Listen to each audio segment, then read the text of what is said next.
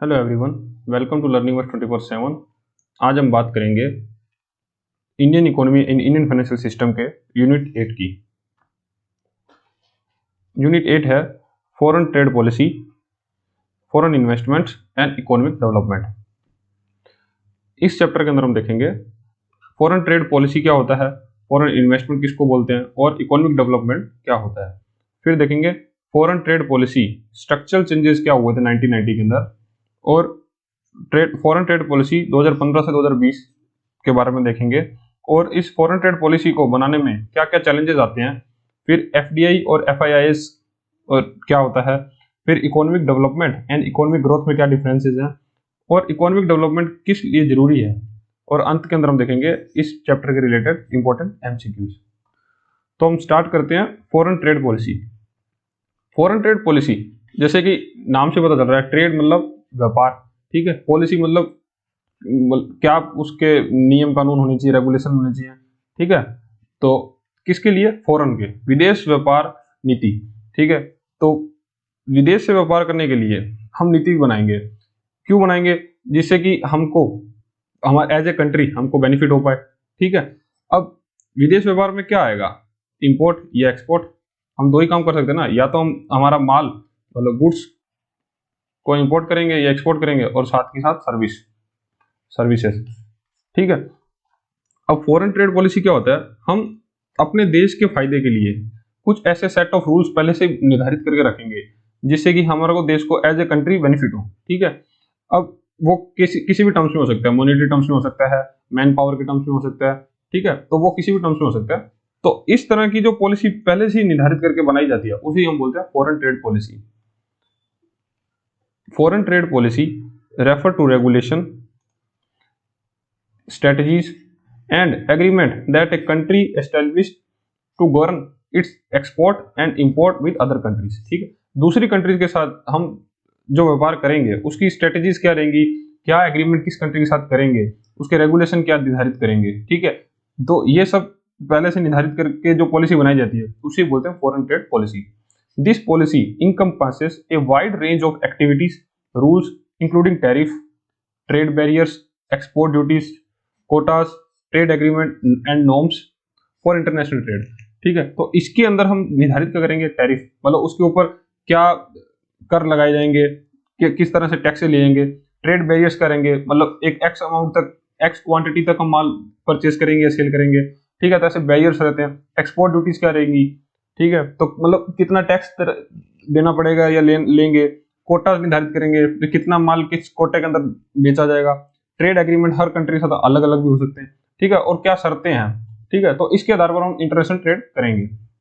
The primary objective of foreign trade policy are to enhance a country's economic growth. अब इसका primary objective क्या है, मतलब हम क्यों फॉरेन ट्रेड पॉलिसी बनाते हैं, कि हम एज ए कंट्री ग्रो करना चाहते हैं। इकोनॉमिक ग्रोथ के लिए हम फॉरेन ट्रेड पॉलिसी बनाते हैं, ठीक है। प्रमोट एक्सपोर्ट्स, हम अपने एक्सपोर्ट्स को बढ़ावा देना चाहते हैं। Reduce trade deficit. Trade deficits क्या होता है, जैसे कि एक कंपनी है, एक कंट्री है ए और एक कंट्री है बी, ठीक है। अब ये दोनों आपस में व्यापार करते हैं, ठीक है। अब कंट्री ए कंट्री बी को 1000 करोड़ रुपीस का माल बेचता है, और कंपनी ए को 2000 करोड़ का माल बेचता है, ठीक है, 2000 करोड़ रुपीस। अब इससे क्या हुआ, कंपनी बी ने 2000 करोड़ का माल ए को बेचा, तो ए ने इसको 2000 करोड़ रुपए पे किए और बी ने ए को 1000 करोड़ रुपए पे किया। अब इसे हुआ क्या कि कंपनी बी के पास 1000 करोड़ रुपया सरप्लस हो गया। ये 1000 है, 1000 करोड़ रुपया सरप्लस हो गया। तो ये जो इसका तो सरप्लस हुआ बी का, लेकिन ए का क्या हुआ, ए की जेब से 1000 करोड़ रुपया गया, तो ए के लिए क्या होगा, ये डेफिसिट हो गया, ठीक है। तो इस तरह के इसको बोलते हैं trade deficit. And protect domestic industry from foreign competition. अब डोमेस्टिक इंडस्ट्री को भी बचा के रखना, ये भी फॉरेन ट्रेड पॉलिसी का ही पार्ट है। जैसे कि आज हम किसी भी फॉरेन कंपनी को अपने कंट्री के अंदर अलाउ कर देते हैं, तो उससे क्या होगा कि वो आके बड़े बड़े लेवल पर हमारी कंट्री के अंदर डिस्ट्रप्शन ला सकता है। जैसे कि अभी एक हाल ही में केस चल रहा है कि टेस्ला इंडिया में आना चाहता है। टेस्ला यूएसए की बहुत बड़ा ईवी गाड़ी का मैन्युफैक्चरर है, एलन मस्क की कंपनी है, एलन मस्क, ठीक है। अब वो इंडिया के अंदर आना चाहता है, लेकिन इंडियन गवर्नमेंट जो है उसके साथ अड़ी हुई है इस बात को लेकर कि आप हमारी कंट्री के अंदर मैन्युफैक्चरिंग करो, ठीक है। अब अगर वो मैन्युफैक्चरिंग नहीं करके और वो डायरेक्ट इंडिया के अंदर माल बेचे तो उस पर हम बहुत ज्यादा मतलब उससे एक्साइज ड्यूटी चार्ज करते हैं। एक्साइज ड्यूटी मतलब ये लगभग 100% के करीब उससे लेते हैं। मान लो उसकी गाड़ी 50 लाख की है, तो इंडिया में अगर कोई उसको इंपोर्ट करता है तो उसको 1 करोड़ की पड़ेगी, 50 लाख उस पर टैक्स देना पड़ेगा। इसलिए ये ऐसा इसलिए है क्योंकि इससे हमारी डोमेस्टिक इंडस्ट्री है जो कार ऑटोमोबाइल्स की वो बचती रहे, मतलब इतना कंपटीशन ना हो जाए और जिससे कि उनको बहुत डायरेक्टली नुकसान होना पड़ जाए।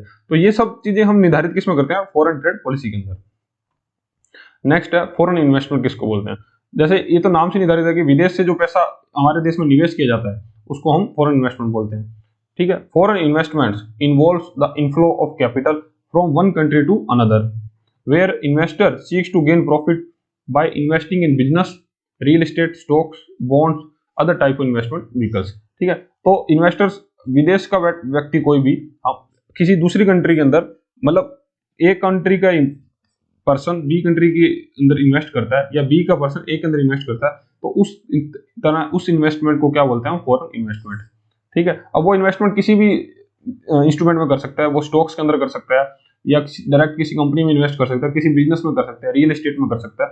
तो वो अब मतलब जिसमें भी इन्वेस्टमेंट करे लेकिन विदेश से जो पैसा आया तो उनको हम फॉरेन इन्वेस्टमेंट बोलते हैं। अब इकोनॉमिक डेवलपमेंट क्या होता है? Economic development is the process by which a country improve the economic, political, social well-being of its people।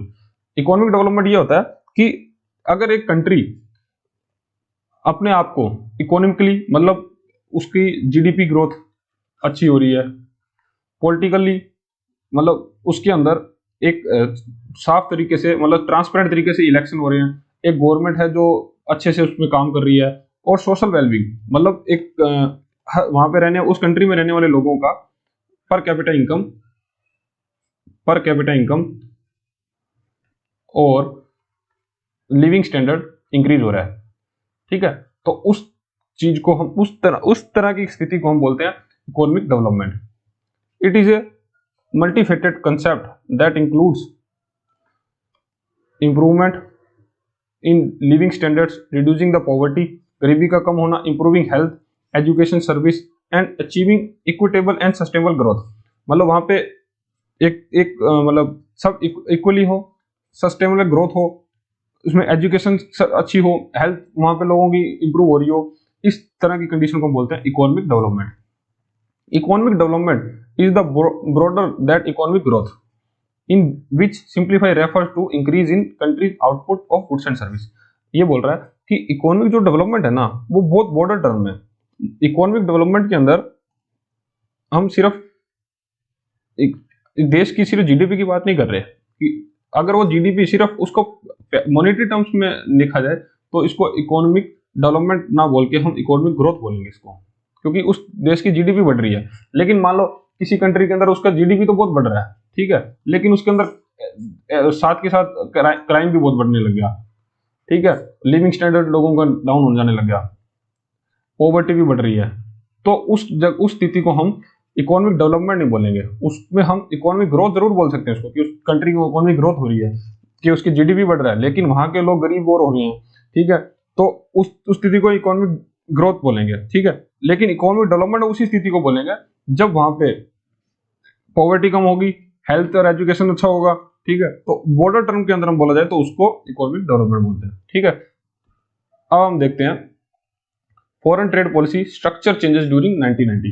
देखो 1990 में हम जानते हैं कि मनमोहन सिंह जी जब फाइनेंस मिनिस्टर थे और नरसिम्हा राव जी प्रधानमंत्री थे, तब हमने एक बहुत बड़ा देश ने बहुत बड़ा फैसला लिया था जब हम हमारे देश की इकोनॉमी को हमने क्लोज इकोनॉमी से ओपन इकोनॉमी बना दिया था। ओपन इकोनॉमी मतलब अब हमारे देश में कोई भी मतलब हम प्राइवेट सेक्टर को ग्रो करेंगे, हम फॉरेन इन्वेस्टर को अलाउ करेंगे देश में पैसा निवेश करना, ठीक है, मतलब हमने अपनी इकोनॉमी खोल दी थी सभी के लिए। तो उस टाइम हम बोले थे लिबरलाइजेशन, प्राइवेटाइजेशन, ग्लोबलाइजेशन, ठीक है, ये नीति अपनाई थी। तो उस टाइम के बहुत मेजर चेंजेस हुए थे हमारी इकोनॉमी में, जैसे कि The 1990s marked a significant turning point in India economic history, characterized by sweeping reforms that transformed its foreign trade policy and overall economic framework. अब जब ये फैसला किया तब हमने साथ ही साथ फॉरेन ट्रेड को बढ़ावा देने के लिए भी बहुत सी पॉलिसीज बनाई। Prior the 1990s, India had a highly protected and regulated economy. 1990 से पहले क्या था कि बहुत से लगभग सभी चीजें गवर्नमेंट अपने हाथ में लेके बैठी थी, ठीक है। प्राइवेट प्लेयर्स को बहुत लाइसेंस या बहुत कंट्रोल वे में उनको बिजनेस करने दिया जाता था, with restrict control on foreign trade and investment, ठीक है। और इसमें क्या था, हम फॉरेन ट्रेड भी बहुत कम करते थे उस टाइम, और इन्वेस्टमेंट बाहर का हम अलाउ अपने देश में नहीं करते थे। The economic reforms initiated in 1991 under the leadership of prime minister P.V. Narasimha Rao and finance minister Manmohan Singh aimed at liberalize the Indian economy and opening it up to global market. फिर हमने 1991 में Indian economy को खोल दिया। उसके बाद हमने global market के लिए भी हमने अपने देश के अंदर अलाउ किया कि विदेशी कंपनी आके इंडिया में व्यापार कर सकती है। These reforms led to several structure change in Indian foreign trade policy. तो इस रिफॉर्म से इंडियन पॉलिसी के अंदर बहुत से स्ट्रक्चर चेंज किए। लिबरलाइजेशन ऑफ इंपोर्ट्स, अब हमने इंपोर्ट्स को जो कि बैन कर रखा था 1990 से पहले, तो उस पे या बैन था या हमने बहुत ज्यादा टैरिफ लगा रखे थे, तो उस टैरिफ को हमने सबसे पहले कम किया और जिस इंपोर्ट पे बैन था उनको भी हटाया। अब इससे फायदा क्या हुआ कि जो कंज्यूमर था तो उसको बहुत सारे ऑप्शन मिल गए और मार्केट के अंदर एक कंपटीशन क्रिएट हुआ, जिससे हमारी डोमेस्टिक इंडस्ट्रीज को भी फायदा होने लगा था। सेक्टोरल रिफॉर्म्स, तो इंडिया के अंदर बहुत से सेक्टर्स के अंदर रिफॉर्म्स किए गए, जैसे कि टेलीकम्युनिकेशन, इंफ्रास्ट्रक्चर, मैन्युफैक्चरिंग। तो इनमें क्या है, प्राइवेट प्लेयर्स को भागीदारी बढ़ाई गई, जिससे कि मार्केट के अंदर एक हेल्दी कंपटीशन क्रिएट हुआ और जिससे से ही हमारा तीनों सभी सेक्टर्स के अंदर ग्रोथ होनी शुरू हुई। उसके बाद है एक्सपोर्ट प्रमोशन। गवर्नमेंट ने एक्सपोर्ट को बढ़ावा देने के लिए भी बहुत से काम किए फॉरेन ट्रेड पॉलिसी 1990 के बाद, जिसमें स्पेशल इकोनॉमिक जोन बनाए गए। फिर साथ में हमारे डोमेस्टिक कंपनीज को टैक्स बेनिफिट दिए गए एक्सपोर्ट करने के लिए, ठीक है। और जो टैरिफ थे कुछ एक्सपोर्ट करने के, वो उनको कम किया गया। तो कुल मिला के एक्सपोर्ट को जैसे जहां जिस तरीके से भी बढ़ा सकते थे, उसको इंसेंटिव भी देने शुरू किए एक्सपोर्ट को बढ़ाने के लिए, ठीक है। तो इस तरह से एक्सपोर्ट को प्रमोशन किया गया। इंटीग्रेशन विद ग्लोबल इकोनॉमी, अब हमने इंडियन की इकोनॉमी को ग्लोबल इकोनॉमी के साथ जोड़ने का काम शुरू किया। यहाँ पर हम लोगों ने मल्टीलेटरल ट्रेड एग्रीमेंट किए, मल्टीपल कंट्रीज के साथ हमने जुड़ा, ठीक है। या फिर बहुत से ऐसे ग्रुप्स होते हैं जैसे कि यूरोपियन यूनियन है, ठीक है, बिम्स्टेक है, तो इनके साथ हमने टाई अप किए, जिससे कि हमने अपनी इकोनॉमी को ग्लोबल इकोनॉमी के साथ जोड़ना शुरू किया। उसके बाद लास्ट है फॉरेन इन्वेस्टमेंट। अब जब हमने इकोनॉमी को ओपन किया, उसके बाद क्या हुआ कि इंडिया के अंदर FDI फॉरेन डायरेक्ट इन्वेस्टमेंट या FII फॉरेन इंस्टीट्यूशन इन्वेस्टमेंट, इन दोनों का बहुत ज्यादा वॉल्यूम्स में पैसा आने लगा, तो फॉरेन इन्वेस्टमेंट बढ़ने लगी और गवर्नमेंट ने भी इंसेंटिव दिया फॉरेन इन्वेस्टर्स को कि इंडिया में निवेश करने के लिए, ठीक है। तो ये सब भी स्ट्रक्चरल चेंजेस हुए 1990s की पॉलिसी लाने के बाद। नेक्स्ट है फॉरेन ट्रेड पॉलिसी 2015 से 2020 के अंदर क्या थी। Foreign trade policy 2015-2020 introduced by the government of India was a strategic blueprint aimed at enhancing the country's export of goods and services, ठीक है। तो कंट्रीज की एक्सपोर्ट को बढ़ाना और सर्विस गुड्स और सर्विस के एक्सपोर्ट को बढ़ाना, यही उनका मेन मुद्दा था। The primary objective of this policy was to make India a significant participant in world trade by 2020, while ensuring that the trading activities contributed to the country's economic growth and employment generation. तो foreign trade policy 2015 से 20 का यही एक primary objective यही था कि हम अपने एक्सपोर्ट्स को बढ़ा पाएं, चाहे वो गुड्स के हों चाहे वो सर्विसेज के हों, ठीक है, और हम अपने देश में इकोनॉमिक ग्रोथ ला पाएं और एम्प्लॉयमेंट जनरेट कर पाएं। अब की हाइलाइट्स देख लेते हैं कि 2020 से 15 से 20 में जो पॉलिसी लाई गई थी, तो उसमें हाईलाइट क्या कहते हैं? एक तो simplification of and merger of reward scheme.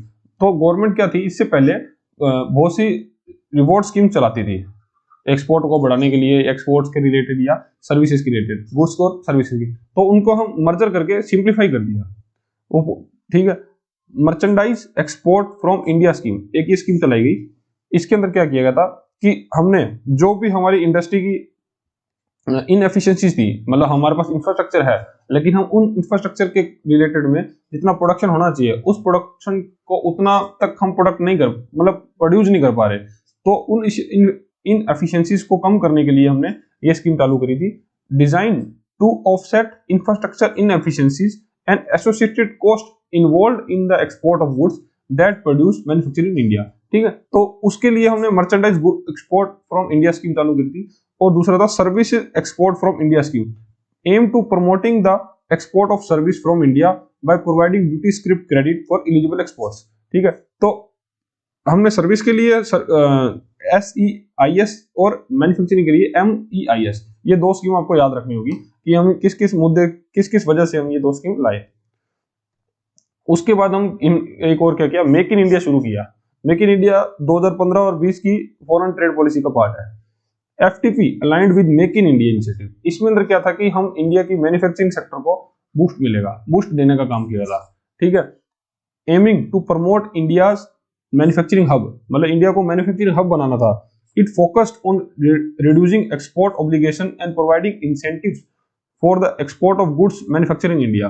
तो इसके अंदर जितने भी हम गुड्स एक्सपोर्ट करते थे तो उन कंपनीज को इंसेंटिव दिए जाने लगे कि वो और ज्यादा माल को एक्सपोर्ट करें। ठीक है, और इंपोर्ट को, जो चीज हम इंडिया में बना सकते हैं लेकिन फिर भी उसको बाहर से इंपोर्ट कर रहे थे, तो उसको रोकना का काम भी इसी के अंदर किया गया। This includes efforts to promote the export of defence, farm produce और इको फ्रेंडली प्रोडक्ट। तो इसके अंदर मेन डिफेंस सेक्टर पे फोकस था, फार्म प्रोड्यूस पे और इको फ्रेंडली प्रोडक्ट्स पे ज्यादा बूस्ट दिया गया। Easing of export promotion capital goods scheme, export promotion capital goods को ईज किया गया। The policy made provision under the EPCG scheme more flexible, allowing the imports of capital goods for pre production, production and post production at zero custom duty. It also include easier compliance requirement for exporters to fulfil their obligation.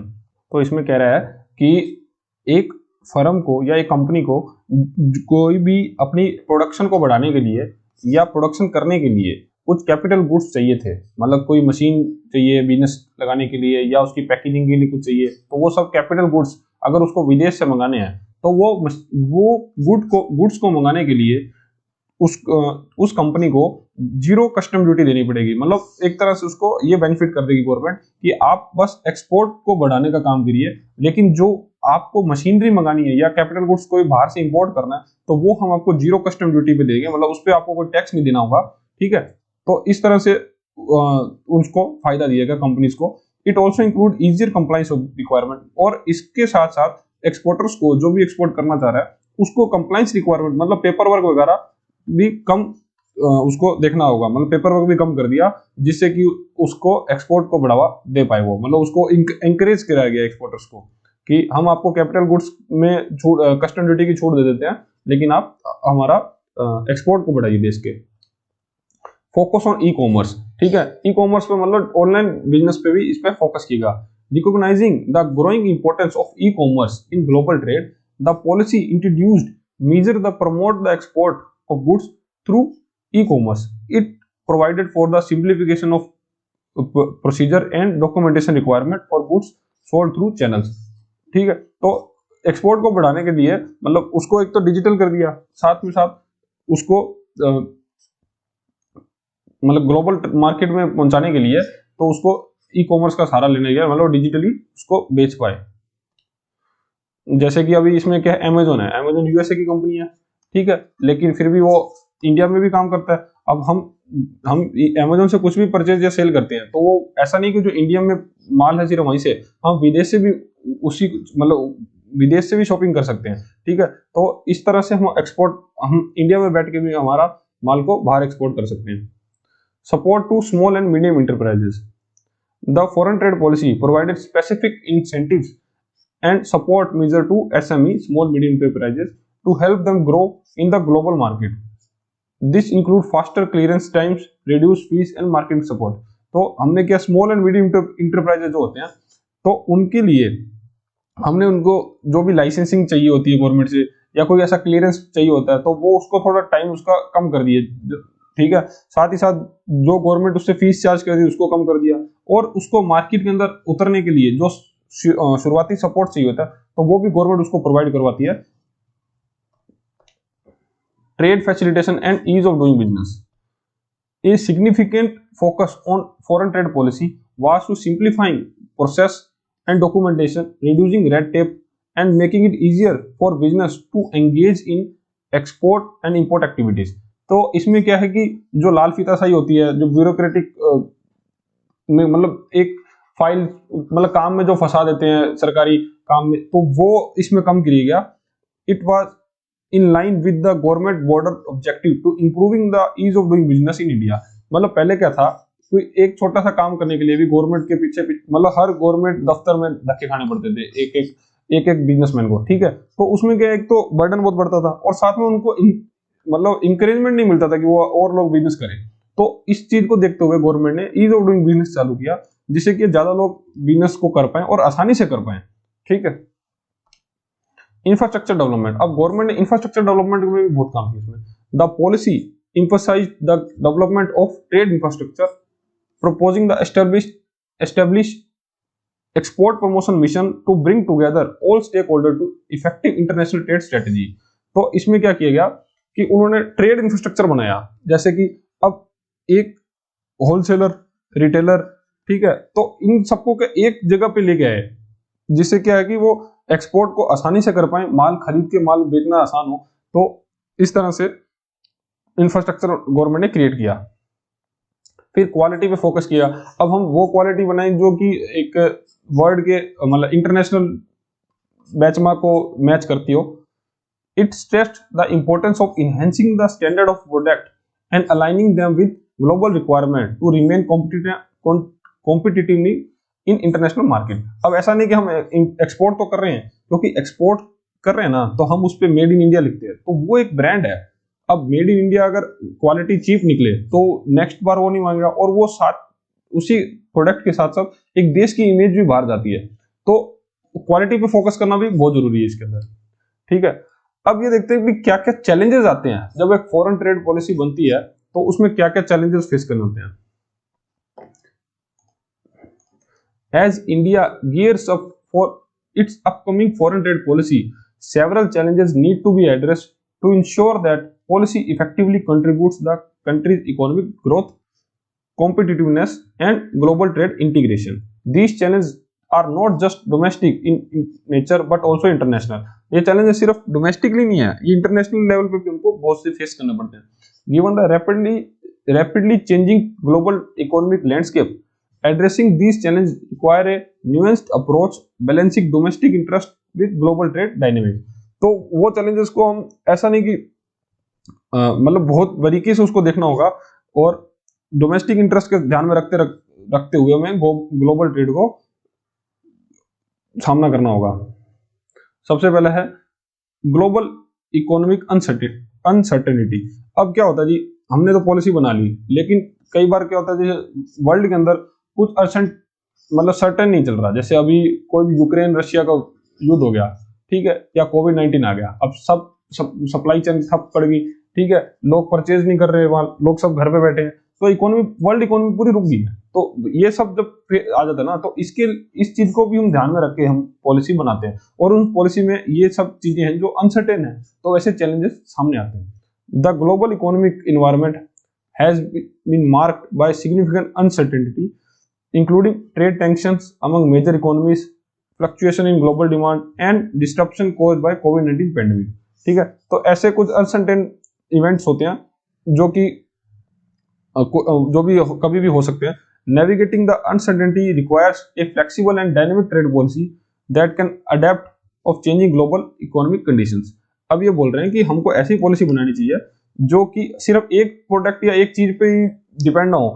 जैसे कि अभी Saudi Arabia है, Saudi Arabia अभी अब तो फिर भी diverse हो गई, नहीं तो पहले उनकी इकोनॉमी पूरी पेट्रोल की इकोनॉमी थी, ठीक है। अब तो चलो टूरिज्म भी वो काफी प्रमोट कर रहे हैं, लेकिन जब पेट्रोल पूरा वर्ल्ड यूज करना बंद कर देगा तब उनकी इकोनॉमी को बहुत धक्का लगेगा। तो हमको ऐसी फॉरेन ट्रेड पॉलिसी बनानी चाहिए जिससे कि अब जैसे कोविड-19 जैसा इवेंट भी हुआ लेकिन हम उसको फिर भी झेल गए, ठीक है, क्योंकि हमारी फॉरेन ट्रेड पॉलिसी है वो एक डाइवर्सिफाई फॉरेन ट्रेड पॉलिसी है, ठीक है। तो ये सब चैलेंजेस रहते हैं जिसको ध्यान में रख के ही हमको ये फॉरेन ट्रेड पॉलिसी को बनाना चाहिए। दूसरा, supply chain resilience. The covid pandemic highlight the vulnerabilities in global supply chains. जैसे कि अब कोविड-19 आया, ठीक है, अब वर्ल्ड में सबसे ज्यादा मैन्युफैक्चरिंग कौन कर रहा है? चाइना। अब कोविड-19 भी चाइना से बना, चाइना से मतलब सबसे पहले पाया गया। तो अब क्या हुआ जी, चाइना से लोग माल खरीदना बंद कर दिया और चाइना के एक्सपोर्ट क्रैश कर गए, ठीक है। अब चाइना कहीं किसी को कंट्री को माल नहीं दे पा रहा, ठीक है। अब हुआ क्या कि इसमें पूरे वर्ल्ड की सप्लाई चेन डिस्टर्ब होगी। अब किसी को भी माल चाहिए, मतलब चाइना पे डिपेंड था, तो चाइना अगर चाइना से इंपोर्ट नहीं कर पा रहे तो हम पूरा वर्ल्ड की सप्लाई चेन खत्म। तो ये चीज को भी ध्यान में रखना चाहिए।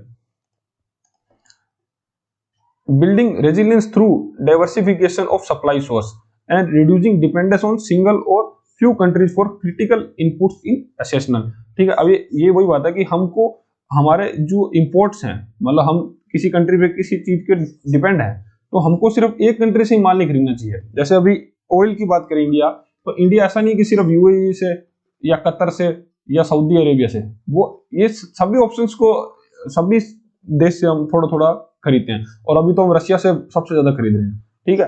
तो ये डाइवर्सिफाई जरूर होना चाहिए।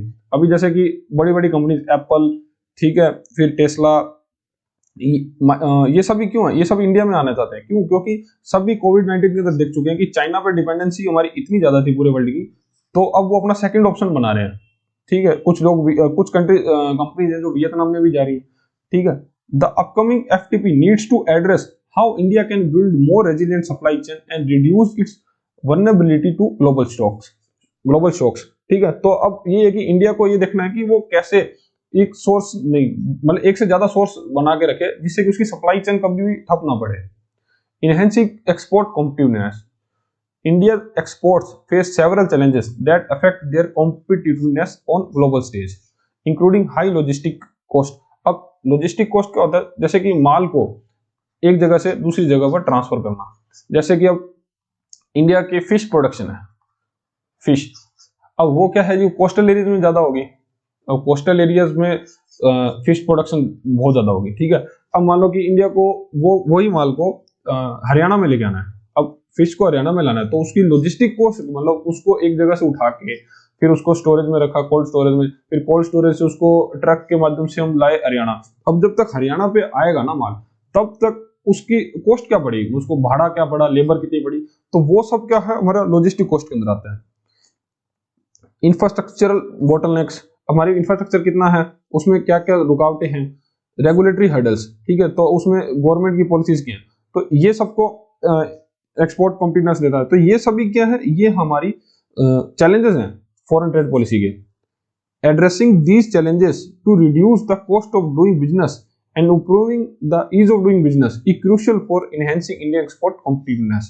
अब क्या होता है, एक्सपोर्ट कॉम्पिटिटिवनेस क्या है? जैसे मान लो चाइना, अब चाइना की लॉजिस्टिक कॉस्ट, मान लो वही फिश वाला एग्जांपल लेते हैं, तो एक फिश को उसको बनाने के, एक एग्जांपल में बोल रहा हूँ कि 5 रुपए लगते हैं। अब इंडिया में एक रोड्स इतने अच्छे ना होंगे, ठीक है, ब्रिजेस नहीं होंगे, तो हमको वही सेम माल को पहुंचाने में वो कॉस्ट 10 रुपए आ रही है। अब जब हमारी कॉस्ट ऑफ प्रोडक्शन ज्यादा होगी चाइना से, तो हम ग्लोबल मार्केट में उसको, उसी फिश को चाइना के रेट से मैच तो नहीं कर पाएंगे ना, क्योंकि चाइना की कॉस्ट ऑफ प्रोडक्शन ही कम है। तो ये बात है कि हमारा ये सब हर्डल्स को भी ध्यान में रखते हुए हमको हमारी पॉलिसी बनानी पड़ती है। फिर दूसरा कि रेगुलेटरी, कुछ गवर्नमेंट की पॉलिसी अच्छी नहीं है, जैसे हम एक्सपोर्ट करना चाहते हैं लेकिन गवर्नमेंट ने उस चीज को एक्सपोर्ट करने पर टैक्सेस बहुत लगा रखे हैं, ठीक है, तब हम उसको एक्सपोर्ट नहीं कर पाएंगे, मतलब उस रेट पे कॉम्पिटिटिवनेस रेट पे एक्सपोर्ट नहीं कर पाएंगे, मतलब अदर कंट्री जिस चीज पे एक्सपोर्ट कर पा रहे हैं ग्लोबल मार्केट में, तो हम उसको मैच नहीं कर पाएंगे, ठीक है। फिर हमारा इंफ्रास्ट्रक्चर इतना अच्छा नहीं होगा जिससे कि हम उसको मैच कर पाए रेट को।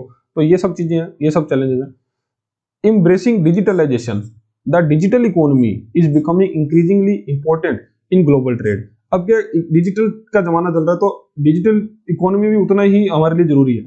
The upcoming foreign trade policy needs to focus on promoting digitalisation among Indian exporters including small and medium size enterprises to help them complete effectively with global digital market place.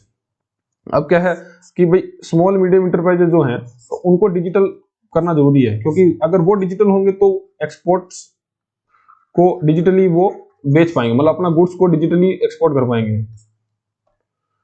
Sustainability and environmental standard.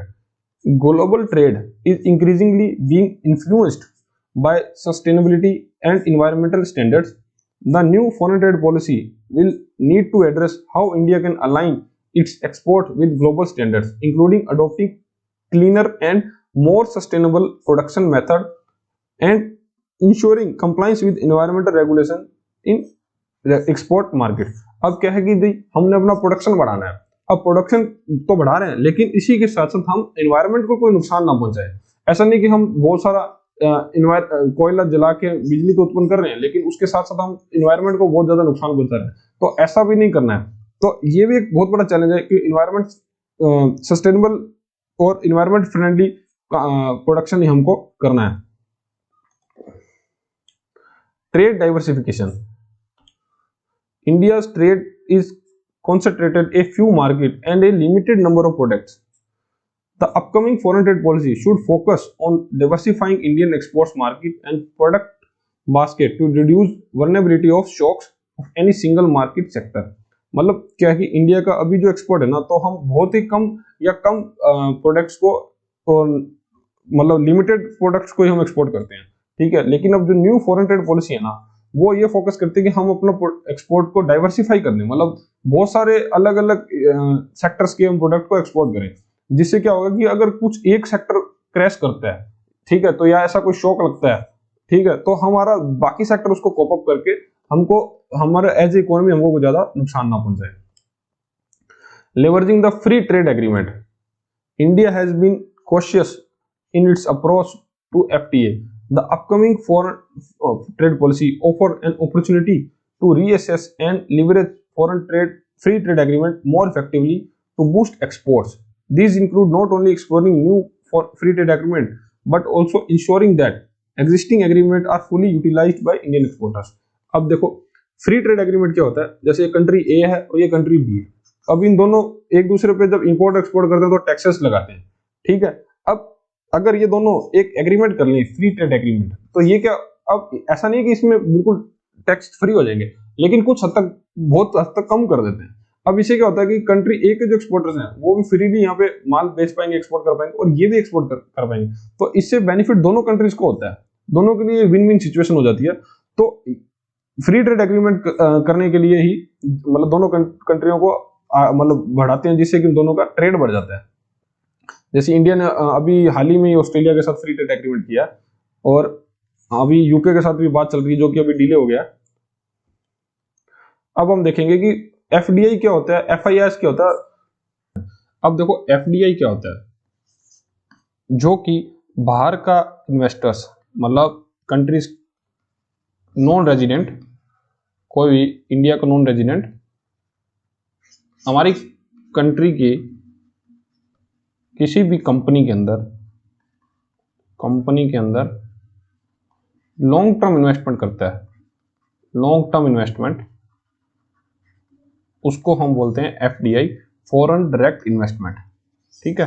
एक FDI country के अंदर आना बहुत अच्छा संकेत है कि उस कंट्री की इकोनॉमिक कंडीशन बहुत अच्छी है, स्ट्रॉन्ग है, ठीक है। FDI stands for foreign direct investment. It refers the investment made by a company individual in one country business interest in another country, typically in the form of either establishing business operations or acquiring business assets in foreign country। तो वो ये कि business खरीद रहा है या existing business को acquire कर रहा है। FDI involves long term relationship between the investors and foreign company, with the investors gaining a significant degree of control over the management, operation, decision making process of the foreign enterprises। तो FDI के अंदर उसको क्या मिलता है, अगर वो company के अंदर अपना इन्वेस्टमेंट करता है तो उसको मैनेजमेंट की पावर मिलती है, ऑपरेशंस मिलते हैं और कंपनी के अंदर डिसीजन मेकिंग कर सकता है। लेकिन ध्यान रखने वाली बात यह है कि ये जो इन्वेस्टमेंट वो करता है वो लॉन्ग टर्म पर्पज से करता है, सिर्फ लॉन्ग टर्म। ठीक है, अब एफडीआई क्या है, एफडीआई बहुत तरीके से मतलब होती है। अब एक होती है ग्रीन फील्ड इन्वेस्टमेंट, मतलब कितनी फॉर्म्स में वो इन्वेस्टमेंट कर सकता है। Green field investment, this involve establishing a new business operation और facilities in foreign country. For example, a company might build a new factory, office, retail outlets in the foreign country. अब green field investment क्या हुई, अगर वो कोई भी person या investor जब दूसरी कंट्री के अंदर नया बिजनेस शुरू करता है, ठीक है, मतलब जीरो से स्टार्ट करता है, तो उसको बोलते हैं ग्रीन फील्ड इन्वेस्टमेंट। और फिर होता है merger and acquiring, this involves acquiring और merging with existing foreign company. Through merging and equation a company can gain control over existing assets, infrastructure, market share in foreign country. ठीक है, अब merging and acquisition का दूसरा नाम क्या होता है, brown field investment. Brown field investment ये होता है ग्रीन फील्ड इन्वेस्टमेंट, अगर जीरो से मतलब नया बिजनेस करना, और मर्जर इक्वेशन के अंदर जब वो कोई भी पर्सन एग्जिस्टिंग कंपनी जो कि पहले से चल रही है उसके अंदर एक मेजोरिटी शेयर या कुछ भी इन्वेस्टमेंट करता है लॉन्ग टर्म पर्पज से, तो उसको बोलते हैं मर्जर इक्वेशन या ब्राउन फील्ड इन्वेस्टमेंट। तीसरा होता है जॉइंट वेंचर। अब कोई बाहर की कंपनी प्लस अपनी जो कंपनी दोनों मिलकर अपना पैसा लगाकर एक थर्ड कंपनी शुरू करते हैं, तो उसको बोलते हैं joint venture. This involves partnering with the local company in foreign country to establishing new business entity. Joint venture allow business to share risk, resources, enterprise while entering a new market. ठीक है, अब जैसे joint venture के बहुत से example हैं, जैसे अभी भारतीय एक्सा लाइफ इंश्योरेंस या, ठीक है, अब भारतीय इंडिया की कंपनी और एक्सा कंपनी फॉरेन की कंपनी है। ठीक है, ऐसे निपॉन एक पेंट आता है, निपॉन उसका साथ पता नहीं कौन सी कंपनी के साथ टाइप है इसका, मतलब निपॉन ये एक जापान की कंपनी है। ठीक है, तो इस तरह से बहुत सी कंपनी मिलेगी जो जॉइंट वेंचर में इंडिया में रन हो रही है। फिर देखो, अब ये एफडीआई आना इंडिया के लिए अच्छा ही है, क्योंकि इससे क्या है, एक तो कंट्री की, जिस कंट्री की इकोनॉमिक स्थिति अच्छी होगी तो उसके अंदर एफडीआई इनफ्लो ज्यादा होगा। ठीक है, तो अभी 2015 से लेकर 2022 तक का मेरे पास डेटा है, तो इसमें देखो कि ये अभी 2022 में अंदर 49.3 बिलियन डॉलर्स इंडिया में इन्वेस्ट हुए थे, जो कि हमारी इकोनॉमी का 1.47% था। ठीक है, फिर इसके रूट्स क्या होते हैं, मतलब किस किस रूट्स के अंदर हमारा कंट्री के अंदर पैसा डाल सकते। ऐसा नहीं कि मेरा मन किया कि मैं बांग्लादेश के अंदर पैसा डालना चाहूँ, या मैं अगर फॉरेन रेजिडेंट हूँ और मैं चाहूँ कि इंडिया के अंदर पैसा डालना चाहता हूँ, तो ऐसा नहीं कि मैं किसी भी कंपनी को कितने भी शेयर में, मतलब कितने भी इन्वेस्टमेंट करके उस पूरी कंपनी को टेक ओवर कर लूँ, ऐसा नहीं हो सकता। तो गवर्नमेंट ने कुछ उसको फिक्स करने के लिए, मतलब ऐसा नहीं कि कोई बड़ी कंट्री के बड़े लोग आके हमारी कंट्रीज के बड़ी बड़ी कंपनीज को टेक ओवर कर लें, तो इसके लिए हमने एक रूल बना रखे हैं कि इस रूल को, मतलब इस रूल के आधार पर ही वो इन्वेस्ट कर सकते हैं। अब वो क्या है, एक तो होता है ऑटोमेटिक रूट, मतलब गवर्नमेंट बोलती है कि आप आओ, हमसे बिना पूछे ही हमारी इस कंपनी के अंदर इतने % तक आप खरीद लो, हमको उससे कोई दिक्कत नहीं है। ठीक है, और फिक्स सेक्टर्स हैं, उस फिक्स एक सेक्टर्स कर रखे हैं, उस सेक्टर्स के अंदर आप खरीद सकते हो।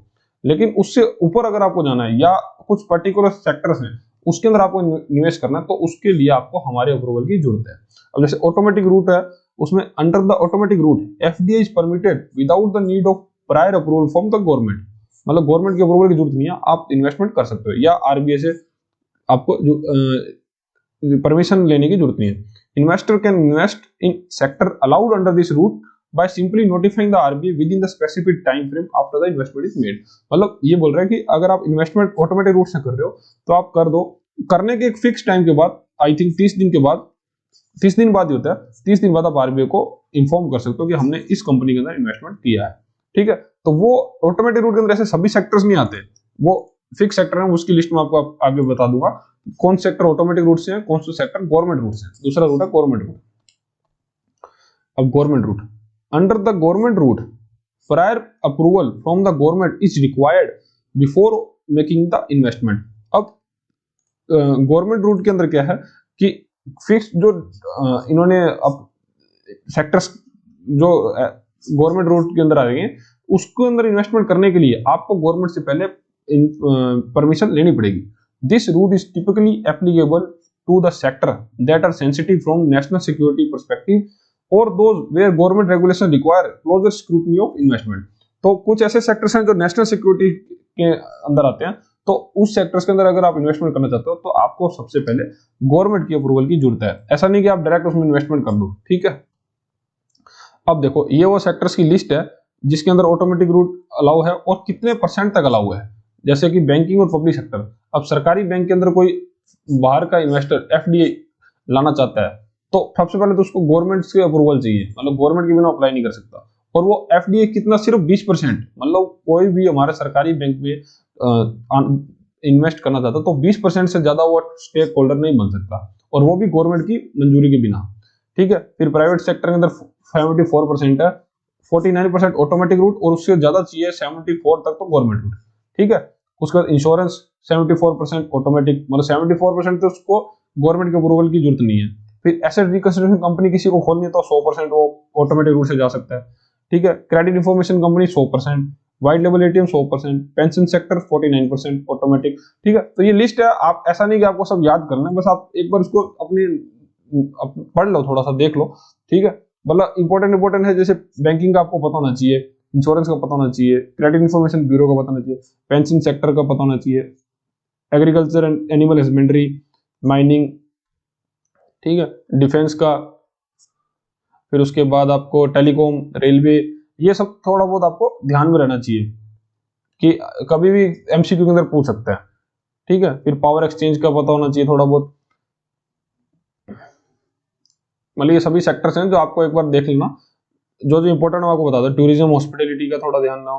फिर फूड प्रोसेसिंग का 100% ऑटोमेटिक, जो 100% ऑटोमेटिक उसको तो आप छोड़ ही दो, ठीक है। अब इसमें देखो गवर्नमेंट का 100%, फूड प्रोडक्ट मैन्युफैक्चरिंग प्लांट अगर आपको इंडिया में लगाना है तो आपको 100% अप्रूवल, 100% पैसा डाल सकते हो after government approval, government approval के बिना आप नहीं डाल सकते, ठीक है। और अभी भी हाल ही में क्या किया गवर्नमेंट ने, अपने नेबर कंट्रीज के अंदर, जैसे नेबरिंग कंट्रीज जो भी हैं उसके एफडीआई को गवर्नमेंट नोट के अंदर रख दिया, मतलब गवर्नमेंट अप्रूवल चाहिए। जैसे कि आप इंडिया के साथ लैंड बॉर्डर शेयर करते हो, जैसे चाइना है, पाकिस्तान है, ठीक है, भूटान है, फिर कौन सा हुआ, श्रीलंका। अब श्रीलंका लैंड बॉर्डर से नहीं करता, लेकिन वो इंडिया की टेरिटरी के अंदर देखा जाए तो इंडिया की जो समुद्र की टेरिटरी उसके पास लगता है, तो श्रीलंका को भी इसी लिस्ट में रखा गया, ठीक है।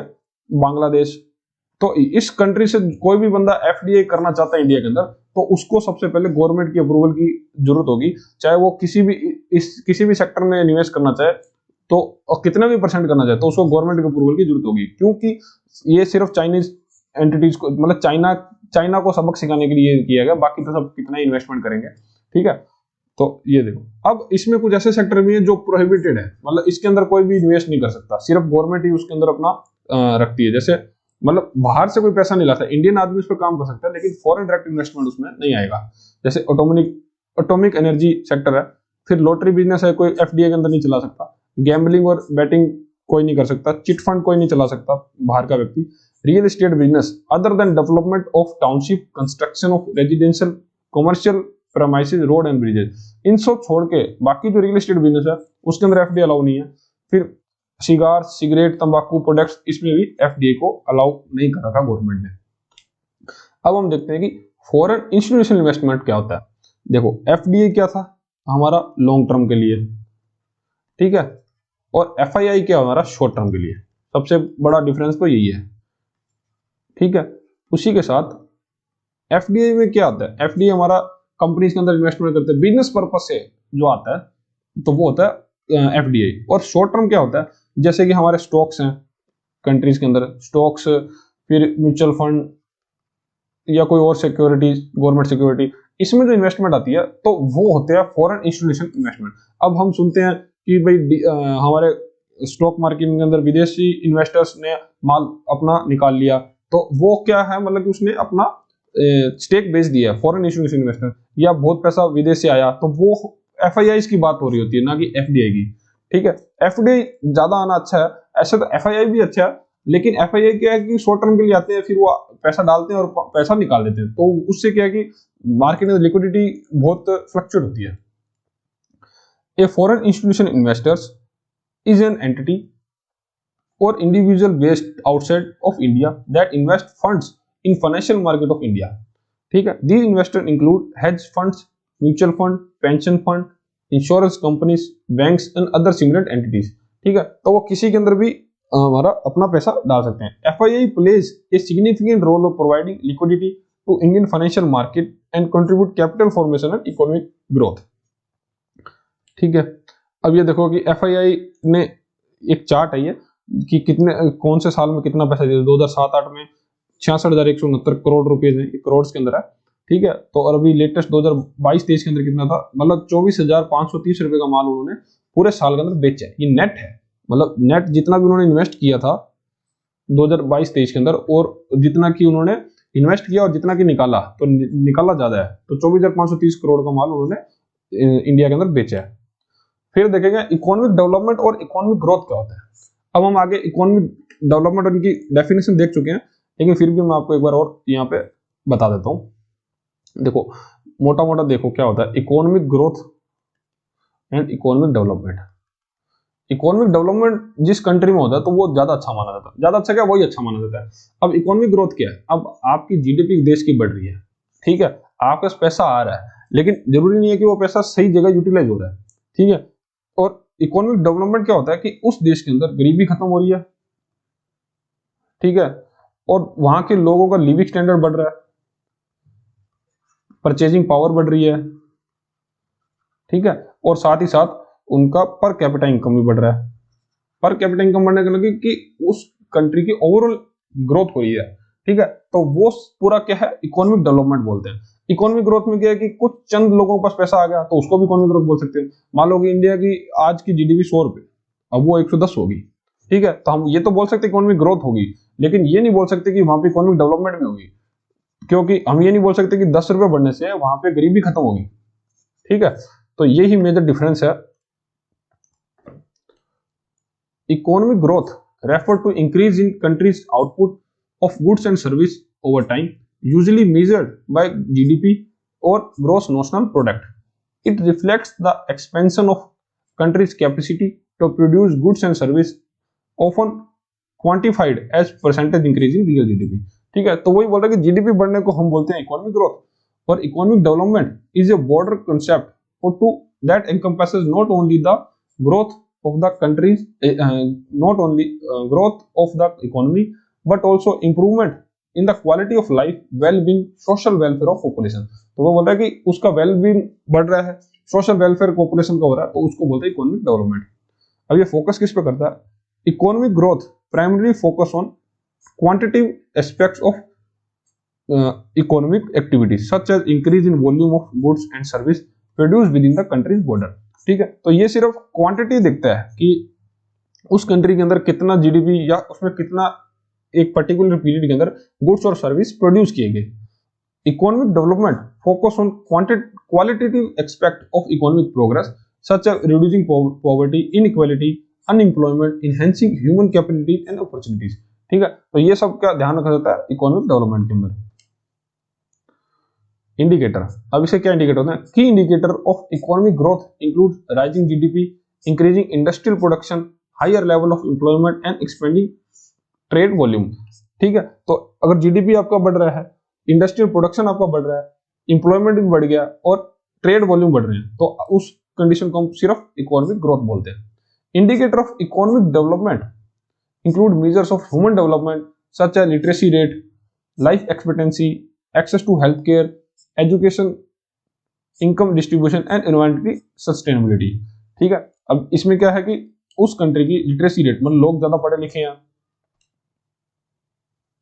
ठीक है, फिर लाइफ एक्सपेक्टेंसी मतलब वहां के लोग ज्यादा लाइफ को जी रहे हैं। जैसे पहले के टाइम पे लोग 50 साल में या 40 साल के अंदर एज में ही मर जाते थे, क्योंकि उस टाइम लाइफ एक्सपेक्टेंसी कम थी, हमारे पास हेल्थ केयर इतना अच्छा नहीं था। ठीक है, लेकिन वो आज इंडिया की लाइफ एक्सपेक्टेंसी 74 ईयर्स है। ठीक है, तो वो इसका मतलब है कि इंडिया में इकोनॉमिक डेवलपमेंट हुई है। फिर हेल्थ केयर एक्सेस सभी को होना चाहिए, एजुकेशन सबके पास होनी चाहिए, फिर इनकम डिस्ट्रीब्यूशन एक प्रॉपर होना चाहिए। अभी इनकम डिस्ट्रीब्यूशन इंडिया के अंदर एक बहुत बड़ा चैलेंज है। आज भी इंडिया के अंदर 1/3 जो इनकम है वो सिर्फ 10% लोगों के पास है, सॉरी 1% लोगों के पास है, ठीक है। तो ये एक बहुत बड़ा इनकम डिस्पैरिटी है, ठीक है। फिर एनवायरमेंटल सस्टेनेबिलिटी होनी चाहिए, ठीक है। फिर ड्राइवर्स के economic growth can be driven by factors such as increase in productivity, technological innovation, investment in physical and human capital, expansion of trade, favourable micro economic policies, ठीक है। और economic development is driven by a combination of economic, social, political, institutional factors. It involves not only increasing the quantity of goods and service but also ensuring their equitable distribution and sustainable use of resources. तो ये है कि मोटा मोटा economic development के अंदर हम सिर्फ प्रोडक्शन को ध्यान में नहीं रखते, उस प्रोडक्शन को यूटिलाइज भी प्रॉपर सभी के साथ इक्वली हो, ठीक है, तो वो भी ध्यान में रखा जाता है। फिर आउटकम क्या है? Economic growth while important for improving living standards and reducing poverty, does not necessarily ensure equitable distribution of income or address social environmental concern. तो इकोनॉमिक ग्रोथ पॉवर्टी कम होना या उसको ध्यान में नहीं रखता, ठीक है, और वो सोशल और एनवायरमेंटल कंसर्न को भी ध्यान में नहीं रखता। Economic development aims to create a more inclusive, equitable and sustainable society where all individuals have access to opportunities for economic and social advancement. It seeks to address structural inequalities, promote social cohesion and improve overall well-being, ठीक है। तो ये देखो मैंने आपको definition बता दी, और ये जो चीजें है ना अभी आपको थोड़ा सा खुद पढ़ने के बाद ही आपको पता चल जाएगा, ठीक है। तो आप इस चीज को बैक करके दोबारा से देख सकते हैं, ठीक है। अब है importance of economic development and as a dimension. अब इकोनॉमिक डेवलपमेंट क्यों जरूरी है, जो अभी मैं पढ़ा उसी के बारे में थोड़ा और देखना है। The importance of economic development as a dimension of societal progress lies the ability to improve the overall well-being, quality of life, opportunity of individual within the society, ठीक है। अब देखो जब देश में अंदर इकोनॉमिक डेवलपमेंट होता है ना, तो उसमें क्या है कि सभी सेक्टर्स को बढ़ावा मिलता है और लोग रिच होते हैं, उसमें लोग रिच होते हैं, लोगों की स्किल बढ़ती है, ह्यूमन रिसोर्स उसका अच्छा होता है, ठीक है। मतलब ओवरऑल के क्वालिटी ऑफ लाइफ और उनकी वेलबींग को अच्छा होता है। अब उसके क्या है सेवरल की रीजंस, इकोनॉमिक डेवलपमेंट रीजंस क्या है? पॉवर्टी रिडक्शन, ठीक है, सबसे पहले तो गरीबी का उन्मूलन होगा। फिर इंप्रूव लिविंग ऑफ स्टैंडर्ड, अब जब इकोनॉमिक ग्रोथ होगी तो लोगों का जीने का स्टैंडर्ड बढ़ेगा, तो पैसा आएगा उनके पास, तो उनका लिविंग स्टैंडर्ड भी ऑब्वियस ही बात है कि इंक्रीज होगा। ह्यूमन कैपिटल डेवलपमेंट, अब जब इकोनॉमिक डेवलपमेंट होगी तो ह्यूमन वो नई नई स्किल्स सीखेंगे, ठीक है, और नई नई चीजों को एक्सपीरियंस करेंगे, तो इससे क्या ह्यूमन कैपिटल डेवलपमेंट होगी, मतलब लोग अपने ज्यादा स्किलफुल हो जाएंगे। सोशल कोहेजन एंड इक्विटी, ठीक है, अब क्या होगा जब पैसा सबके अंदर बराबर डिस्ट्रीब्यूट होगा तो एक सोशल कोहेजन और इक्वालिटी आ जाएगी सभी के अंदर। ग्लोबल कॉम्पिटिटिवनेस, अब जब लोग अपने देश ही के अंदर एक ग्लोबल इकोनॉमिक डेवलपमेंट हो जाएगा, तब क्या है ग्लोबल कॉम्पिटिटिवनेस आ जाएगा, मतलब वो विदेश के अंदर अब जाके एक हेल्दी कंपटीशन के भाव रखेंगे। और लास्ट है इंफ्रास्ट्रक्चर डेवलपमेंट, अब ग्लोबल इकोनॉमिक डेवलपमेंट के बाद जब देश के अंदर एक अच्छा पैसा होगा देश के पास, तो वो क्या है देश के इंफ्रास्ट्रक्चर डेवलपमेंट में भी काम कर पाएंगे, ठीक है। तो यहाँ पे ये चैप्टर खत्म हो रहा है अपना। अब हम देखेंगे MCQs. Dash is an entity और individual based outside of India that invest fund in the financial market of India। इसको क्या बोला जाता है? इसको बोला जाता है फॉरेन इंस्टीट्यूशन इन्वेस्टर। अभी हम ये पढ़ के आए, जो कि सिर्फ फाइनेंशियल मार्केट में इन्वेस्ट करता है उसको फॉरेन इंस्टीट्यूशन इन्वेस्टर बोलते हैं। Which are the challenges to be addressed in upcoming foreign trade policy. अब ग्लोबल इकोनॉमिक अनसर्टेनिटी ये चैलेंज है, इनहेंसिंग एक्सपोर्ट कॉम्पिटिटिवनेस ये भी चैलेंज है, सप्लाई चेन रेजिलियंस ये भी चैलेंज। तो ऑल ऑफ द अबव, ये हमारा ऑल ऑफ द अबव हमारा आंसर हो जाएगा।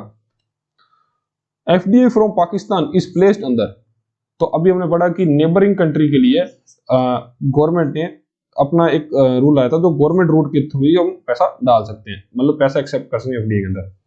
FDI India is prohibited in which of the sector? Health के अंदर नहीं प्रोहिबिटेड, डिफेंस के अंदर नहीं है, बैंकिंग के अंदर नहीं है, सिर्फ लॉटरी बिजनेस के अंदर FDI प्रोहिबिटेड है। Dash is a broader concept that encompasses not only the growth of economy but also improvement in quality of life, well-being, social welfare और population। तो इसको क्या बोलते हैं? इसको बोलते हैं इकोनॉमिक डेवलपमेंट। अभी उन्होंने पढ़ा। Dash refer to the increase in the country's output of goods and service over time, usually measured by gross domestic product और gross national product। तो इसको बोलते हैं इकोनॉमिक ग्रोथ। तो यहां पर ही हमारा चैप्टर खत्म होता है। अब मिलते हैं नेक्स्ट चैप्टर के अंदर।